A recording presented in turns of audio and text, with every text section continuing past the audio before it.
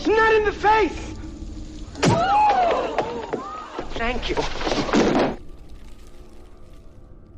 Hello and welcome to Hey, Not the Face. Normally with your host, John Nash, and your producer, me, Steffi Haynes. But today it's just going to be me and Matt, the Immortal Brown. And I am so excited to finally have him on this show. Matt, welcome and thank you for joining me. Thank you for joining me. Where's John Nash? He is in Paris right now. He went to one of his very old friends got married. And so he actually flew to Paris and is there until Wednesday, I believe. He's been there like for the last 2 weeks. I know. I'm so jealous. I have you here, and that's a lot better than John Nash, in my opinion. So we're going to get cracking here. Now, it has been three and a half weeks since you announced your retirement. What have those 3 weeks been like for you? To be honest, it's pretty much the same as it was before, other than everybody else recognizing that I'm retired, because I pretty much already knew that I was going to be retired. Well, like we were just talking about before you started recording, you know, when the fight with Jim Miller didn't go through at 300, I was pretty much ready to just call it quits then. So I was kind of already in the mindset anyway.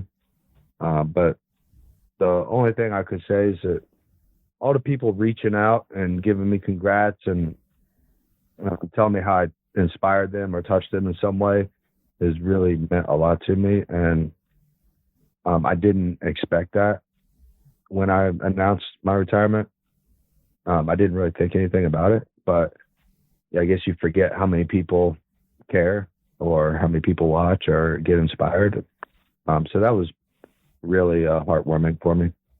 Oh, you know, you are the elbow king. There's no denying that. I mean, David Loiseau crawled so that Kenny Florian could walk so that you could fly. And one of the things I think that everybody appreciated about you, besides those amazing, beautiful, violent elbows, was the fact that you literally would fight anyone. You never said no. And I think that is so endearing to people. And your no bullshit attitude. You never mince your words. You say exactly what's on your mind. I mean, it's been great. And we appreciate you for that. And we remember and care about you for that.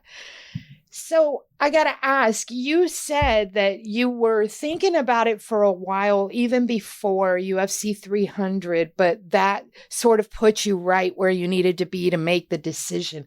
How long did you ponder that decision? It was kind of evolution. It wasn't like a one day, you know, all of a sudden I woke up like, all right, I'm done. It just kind of over time. Mm-hmm. My last fight was last May. It's about a year ago. I don't know, just like over the summer, like being with my kids, and then, you know, in the winter time, like we really started focusing on. I really started focusing on building other businesses and like a more sustainable income. And when I just started realizing that, you know, the old saying, like what you feed grows. You know, and I started putting real energy into that, other things, and they started growing really quick. And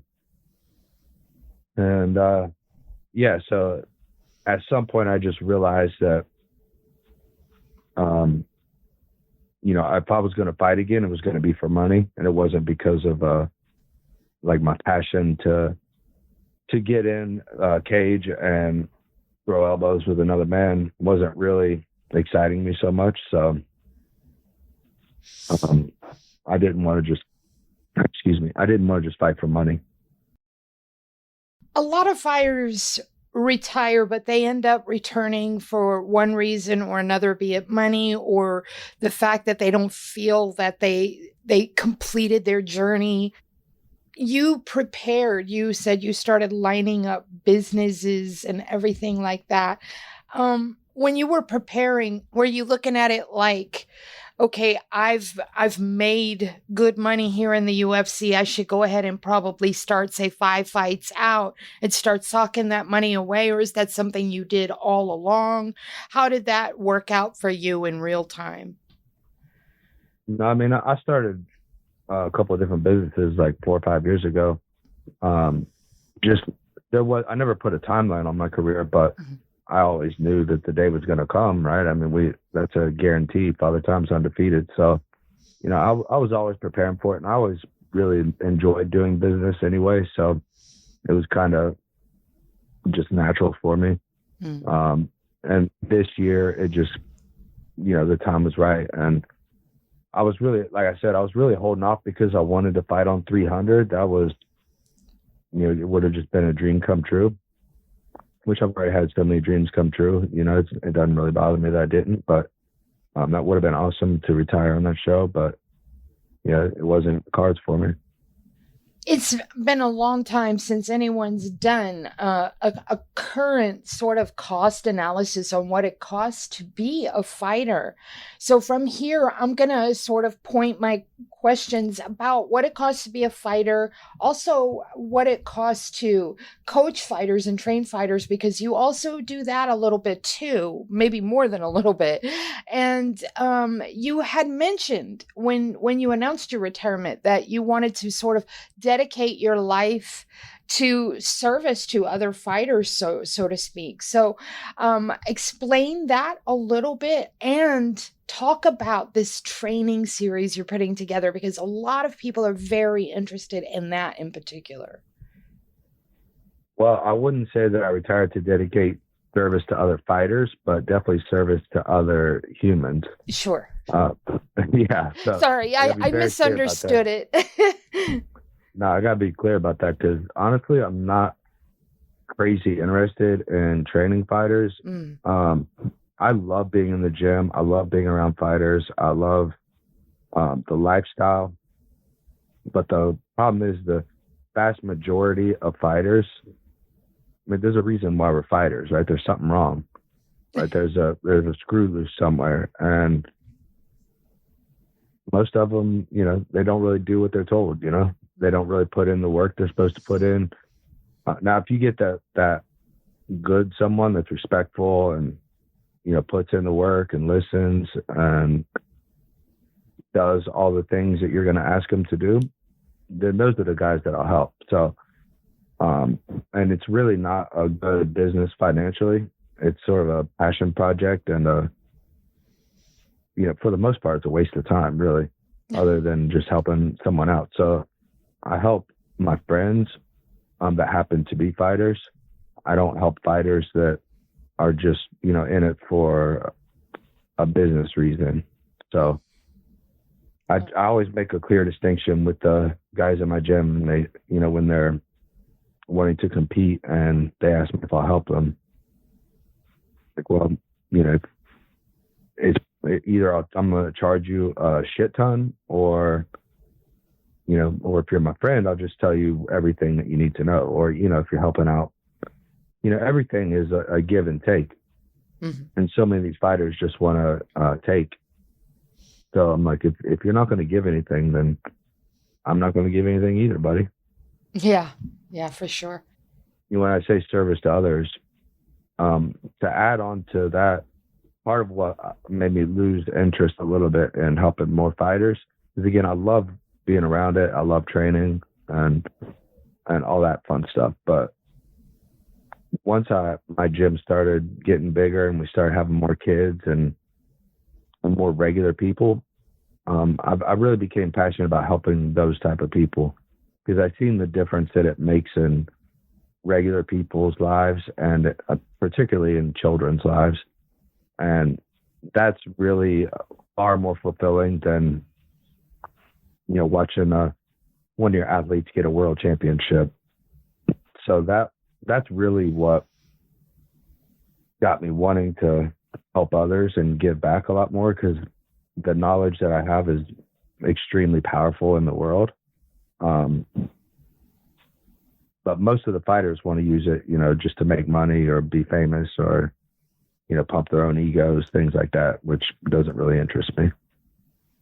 What do you think about management, like fighter management? Because that's a significant cost. Some managers charge 10%, but I've seen it go all the way up to 20, 22% of a fighter's purse or anything that they're bringing in. So, what's your take on fighter management? Well, the way that the industry operates at this moment and for the foreseeable future, with UFC basically being in control of everything, if you want to be in the UFC, you have no reason to really have a manager. I don't really understand what they do for people or what the purpose of them is. So I haven't had a manager since the Reebok deal, because before the Reebok deal, it made sense, right? Because he would get me, he wasn't really managing me. He was just getting sponsors for me and would get a, cut of my check for that. But since then, I've certainly had no reason to have a manager because I've had a good relationship with the UFC. But I don't know where any other manager really helps either, because ultimately you're going to do what you're told. The managers are you're going to do what you're told. And I think it's also different when you're, maybe Conor McGregor, right? When you actually have some negotiating power, maybe like Dustin Poirier, some of the really high up guys. Mm-hmm. But 99%, I have never seen a good argument for having a manager. You mentioned the Reebok deal and that you hadn't had any but one act in that capacity since before then, and basically all they did was secure sponsorship for you. Do you find that sponsorship is incredibly hard to find outside of the cage these days? Is there any room at all for these guys and gals to secure any sponsorships? Yeah, there definitely is. There's probably just as much as before. It's just a completely different world now. What I'll tell any athletes listening, or any of my own athletes, is you have to use the UFC like they're obviously they're going to use you. That's what they're there for, right? They're going to pay as a employer, they're going to pay you the least amount they can to get you to come in and do your job. So you need to use them. They have a gigantic brand. So you should use them to try to magnify your brand. And then you can get sponsors on, social media and things like that. So it's just a different world now than it was back then. Back then there wasn't really any social media, and it didn't really matter. But if you use the UFC properly to magnify your brand, like a Sean O'Malley did a great job of that, right? Like he has millions of followers now, and he can get all kinds of sponsorships. Now, certainly you're not going to get the same level of financial sponsorship you would get if you could wear it into the cage, which is, comes with its own problems too, right? Because, I understand the UFC not wanting to do it, where guys are walking around Condom Depot on their butts. So, there is, I do get both sides of the story. I'm not saying one is right or wrong, but, it's, like I said, I just look at it as different. It's almost like the UFC is almost like the government, like you can't expect them to try to help you through your life, but they set the rules of the game. So you just have to play the game. And if you try to fight against the game, you're probably going to get smashed. So, they're going to set the rules, just play them.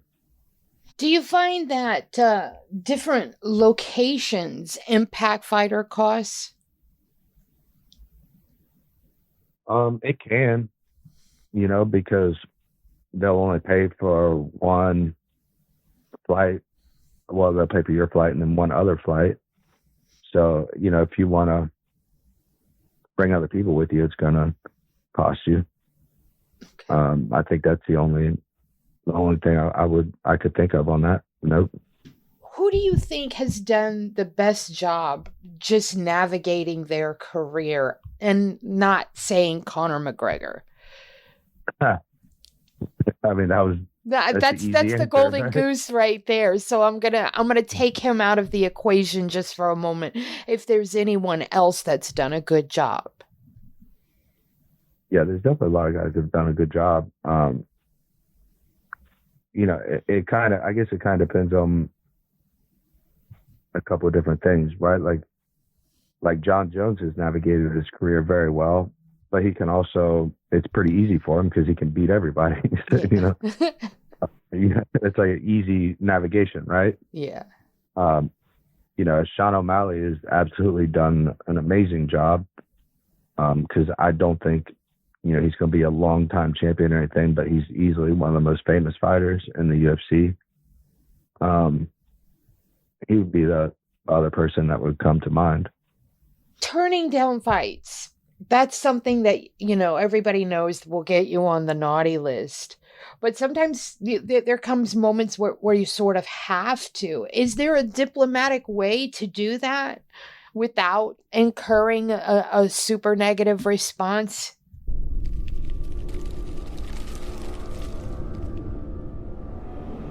The second half of this episode will be available on Thursday.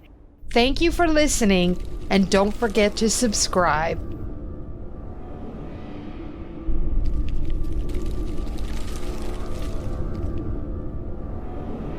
Ow! Ow! Not the face! Ooh! Ooh! Okay, the face!